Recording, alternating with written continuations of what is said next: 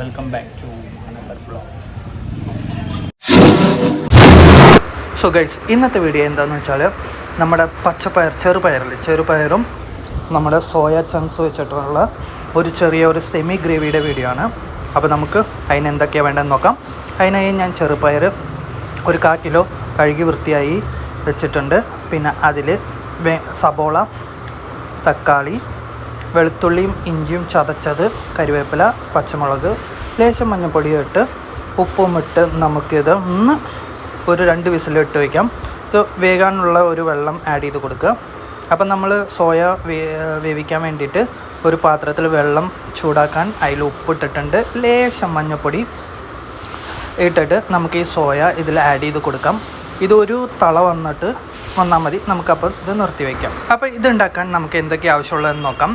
അപ്പോൾ ഇത് ഞാൻ വെണ്ടക്കായ എടുത്തിട്ടുണ്ട്. ഇത് മുറിച്ചിട്ടിട്ടുള്ളത്. ഇങ്ങനെ വയ്ക്കുമ്പോൾ നമുക്ക് 2 ബെനിഫിറ്റ് ഉണ്ട്.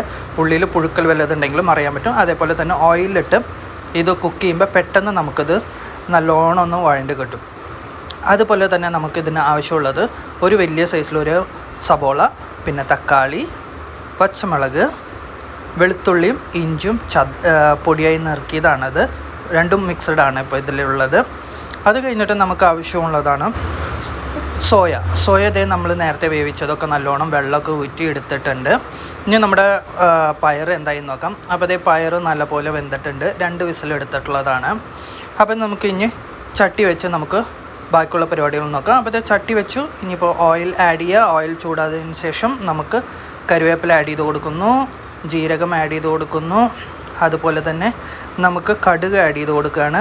വറ്റൽമുളക്, പച്ചമുളക്, ഇതൊന്ന് വേണ്ടി വരുമ്പോൾ നമ്മൾ വെണ്ടക്കായ ഇതിൽ ആഡ് ചെയ്ത് കൊടുക്കുകയാണ്. അപ്പോൾ ഇത് ഒരു 2 മിനിറ്റ് ഈ ഓയിലിട്ടിട്ട് നല്ലപോലെ ഒന്ന് ഫ്രൈ ചെയ്തിട്ടിട്ട് നമുക്കിത് ഉപ്പ് ആഡ് ചെയ്ത് കൊടുക്കുകയാണ്. അപ്പോൾ ഇതേ നമ്മൾ ഉപ്പും ആഡ് ചെയ്ത് നല്ലപോലെ മിക്സ് ചെയ്ത് കൊടുത്തു. ഇപ്പോൾ ഇതേ വെണ്ടക്കായ ഇട്ടിട്ട് ഏതാണ്ട് 1 മിനിറ്റ് ആയിട്ടുണ്ട്. അപ്പോൾ ഇതേ നമ്മൾ ഇതിൽ വെളുത്തുള്ളി ആഡ് ചെയ്യാണ്.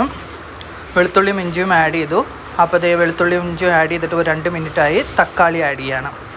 തക്കാളിയും ആഡ് ചെയ്തിട്ട് നല്ലപോലെ ഒന്ന് വഴറ്റി കൊടുക്കുക. മാക്സിമം ഒരു 2 മിനിറ്റ് മീഡിയം ഫ്ലെയിമിൽ വെച്ച് വഴറ്റിയിട്ട് സബോള ആഡ് ചെയ്ത് കൊടുക്കുക. എന്നിട്ട് ഉപ്പ് ആഡ് ചെയ്ത് കൊടുക്കുക. എന്നിട്ട് നല്ലോണം ഒന്ന് മിക്സ് ചെയ്തിട്ട് ഇതൊന്ന് നല്ലോണം ഒന്ന് ഒരു ചെറിയ വേവൊക്കെ വരില്ലേ, ആ നേരത്തെ നമുക്ക് ഇതിലോട്ട് മസാലകൾ ആഡ് ചെയ്യാം. ഇതേ ഇപ്പം നമ്മൾ സബോളയും തക്കാളിയും എല്ലാം ആഡ് ചെയ്ത് മസാല ആഡ് ചെയ്യാണ്. മുളക് പൊടി ആവശ്യത്തിനനുസരിച്ച് ആഡ് ചെയ്യുക, മഞ്ഞൾപ്പൊടി, അതിനുശേഷം ലേശം ഇവിടെ കിട്ടുന്ന ആൾ പൊടിയാണത്, എല്ലാ മസാലകളും ഉണ്ടാവും. എന്നിട്ട് ലേശം ഗരം മസാലയും ഇട്ടിട്ട് നമ്മൾ വഴറ്റി കൊടുക്കുകയാണ്. ഇതൊന്ന് ഒരു 3 മിനിറ്റ് 4 മിനിറ്റ് നല്ലോണം ഒന്ന് വഴറ്റി കൊടുത്തിട്ട് നമുക്ക് അടുത്ത പ്രോസസ്സ് ചെയ്യാം. അപ്പോൾ നമ്മളിത് നല്ലപോലെ വഴറ്റി കൊടുത്തിട്ടുണ്ട്. ഇനിയിപ്പോൾ ഇതിലോട്ട് സോയ ആഡ് ചെയ്യാണ്. അപ്പോൾ നമ്മൾ നേരത്തെ വേവിച്ച് വെച്ച സോയ ഇതിൽ ആഡ് ചെയ്തിട്ട്, അപ്പോൾ സോയ ആഡ് ചെയ്യുമ്പോൾ പതുക്കെ വേണം ഇളക്കി കൊടുക്കുക. എന്താണെന്ന് വെച്ചാൽ സോയ വെന്തിട്ടുള്ളത് കൊണ്ട് അത് പൊടിഞ്ഞു പോകാനുള്ള ചാൻസസ് കൂടുതലാണ്. അപ്പോൾ നമ്മൾ സോയ ആഡ് ചെയ്തു. ഇനിയിപ്പോൾ ഇതിലേക്ക് തൈര് ഒരു 100 ml ഒക്കെ ആഡ് ചെയ്താൽ മതിയാവും. 10 രൂപ പാക്കറ്റൊക്കെ മേടിക്കാൻ കിട്ടണമെങ്കിൽ അത് കറക്റ്റായിരിക്കും. അപ്പോൾ തൈര് ആഡ് ചെയ്ത് കൊടുത്തിട്ട് നമ്മൾ ഫ്ലെയിം ലോയിലാണ് വെച്ചിട്ടുള്ളത്.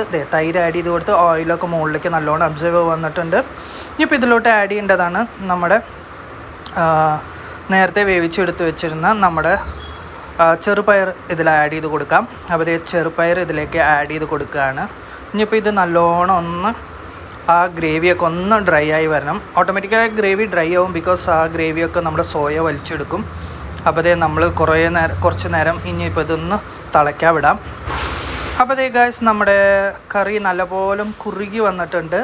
അപ്പോൾ ഇനി ഇതിലേക്ക് നമ്മൾ മല്ലിയില ഇട്ട് കൊടുക്കുകയാണ്. മല്ലിയില ഇട്ട് കൊടുത്ത് നമുക്കിതിൻ്റെ ഫ്ലെയിമൊക്കെ ഓഫ് ചെയ്യാം.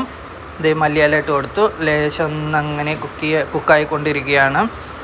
ഇനി ഒന്ന് ജസ്റ്റ് ഒന്ന് ഒരു 5-6 മിനിറ്റ് വെച്ചിട്ട് ഇനി നമുക്കിതിൻ്റെ ടേസ്റ്റ് ഒന്ന് നോക്കാം. അപ്പോൾ നമുക്ക് ടേസ്റ്റ് നോക്കണ്ടേ. അപ്പോൾ ടേസ്റ്റ് നോക്കുകയാണ്. ഒരു ലേശം എടുത്തിട്ട്